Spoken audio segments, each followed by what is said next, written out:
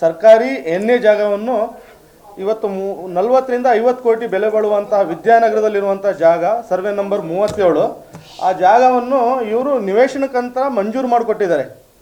ಮಂಜೂರು ಮಾಡಿ ಭೂ ಪರಿವರ್ತನೆ ಮಾಡಿದ್ದಾರೆ. ಇವತ್ತು ಅಧಿಕಾರಿಗಳು ಸರ್ಕಾರದ ಕೆಲಸ ದೇವರ ಕೆಲಸಕ್ಕಿಂತನೂ ಸರ್ಕಾರದ ಕೆಲಸ ಹಣ ಮಾಡುವ ಕೆಲಸ ಅಂತ ಆಗಿಬಿಟ್ಟಿದೆ.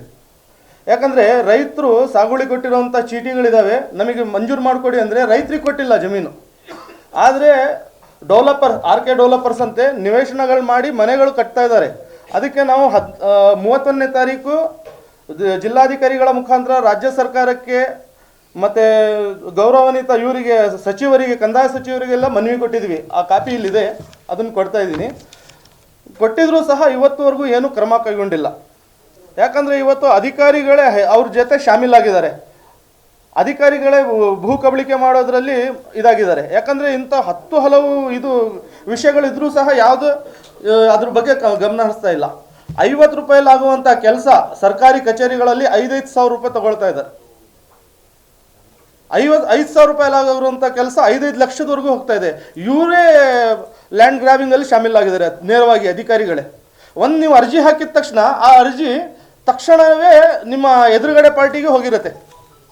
ಅವರೇ ನಂಬರ್ ಕೊಡ್ತಾ ಇದ್ದಾರೆ ಅಧಿಕಾರಿಗಳಿಗೆ ಲ್ಯಾಂಡ್ ಗ್ರಾಬಿಂಗ್ ಮಾಡಲಿಕ್ಕೋಸ್ಕರ, ಬ್ರೋಕರ್ಗಳಿಗೆ.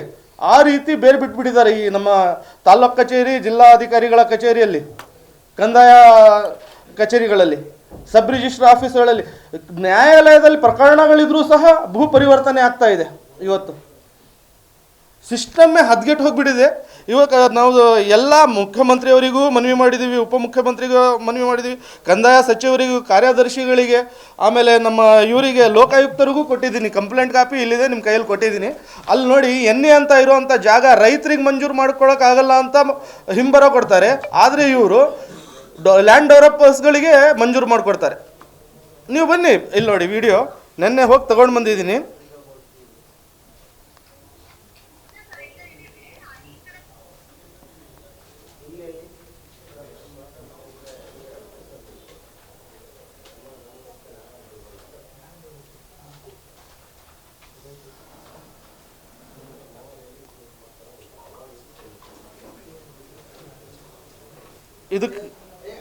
ಇದು ಲೀಗಲ್ ಹೇಗಾಯಿತು ಅಂತ ಗೊತ್ತಿಲ್ಲ. ಮನೆಗಳು ಎಂತೆಂಥ ಬಿಲ್ಡಿಂಗ್ಗಳು RK ಡೆವಲಪರ್ಸ್ ಅಂತ ಅಲ್ಲಿ ಬೋರ್ಡೇ ಹಾಕ್ಕೊಂಡಿದ್ದಾರೆ. ಎಣ್ಣೆ ಆಗುತ್ತೆ, ಇವರಿಗೆ ಭೂ ಪರಿವರ್ತನೆ ಆಗುತ್ತೆ, ಪೋಡಿ ಆಗುತ್ತೆ. ಇಲ್ಲಿ ಬಗೈರ್ ಹುಕುಂ ಮಾಡ್ಕೊಂಡಿರೋರಿಗೆ 70 ವರ್ಷ 80 ವರ್ಷ ಆದರೂ ಒಂದು ಕೊಡೋಕ್ಕೆ ಮಂಜೂರು ಮಾಡೋಕ್ಕಾಗಲ್ಲ.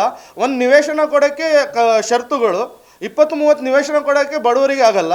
ಇಲ್ಲಿ ಭೂ ಪರಿವರ್ತನೆ ಮಾಡಿ ಎಕರೆಗಟ್ಟಲೆ 40-50 ಕೋಟಿ ಬೆಳೆ ಬಾಳುವಂತಹ ಜಮೀನುಗಳೇ ಕೊಟ್ಬಿಡ್ತಿದ್ದಾರೆ.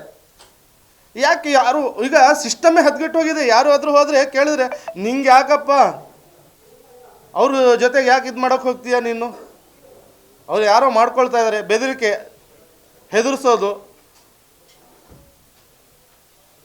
ನೋಡಿ, ನಿಮ್ಮ ಎದುರುಗಡೆನೇ ಇದೆ ಹೆಂಗೆ ಲೇಔಟ್ಗಳಾಗಿದ್ದಾವೆ ಅಂತ. ನೀವು ಅಲ್ಲಿ ಹೋದರೆ ವಿದ್ಯಾನಗರ ಇದ್ರ ಹಿಂದ್ಗಡೆನೇ ನಮ್ಮ ಸಹ್ಯಾದ್ರಿ ಕಾಲೇಜ್ ಪಕ್ಕದಲ್ಲೇ ಇರೋದಂಥದ್ದು.